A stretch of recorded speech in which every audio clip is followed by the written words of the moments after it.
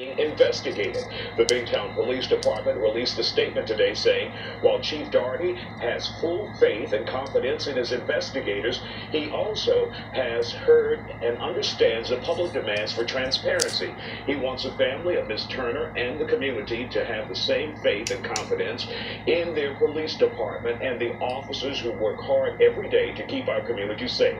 As such, Chief Daugherty has asked the Texas Department of Public Safety's Texas Ranger Division to conduct an investigation moving forward. The evidence and information that has been collected up to this point has been turned over to the Rangers for their review.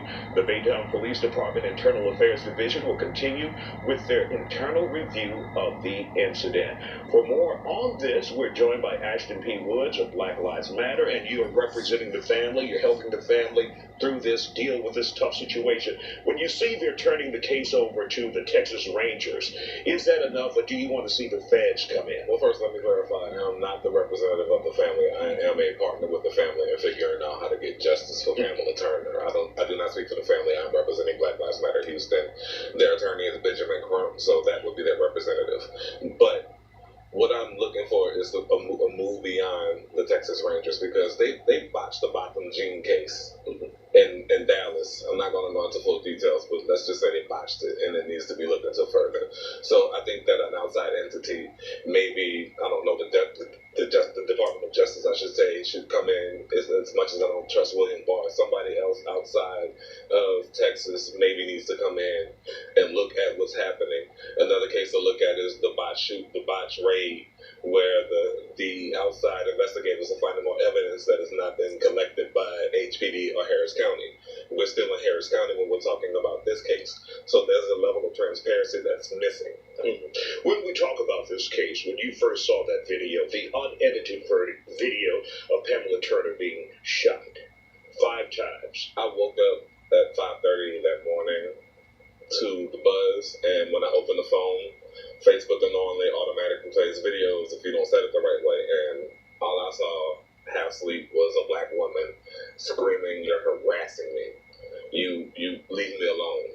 And 5 shots. And I haven't been able to sleep since. And all I can think about is how this family is dealing with this, especially since she had just become a grandmother again that past weekend. And you have been talking with the family.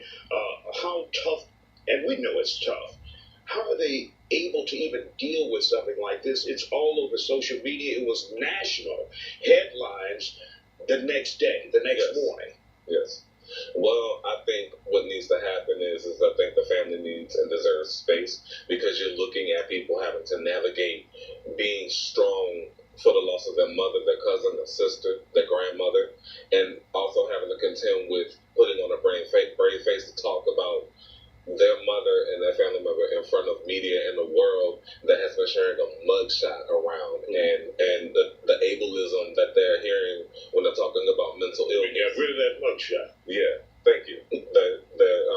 The ableism that you hear when we talk about mental illness, and how that looks for black people, and how we're already perceived as aggressive.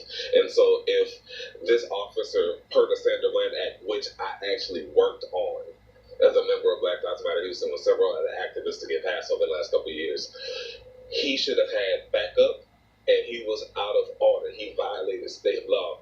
And then when you think about the taser situation, she wouldn't know how to operate that taser. That taser had already been deployed. So how would she be able to redeploy a taser for her to deserve to be shot 5 times?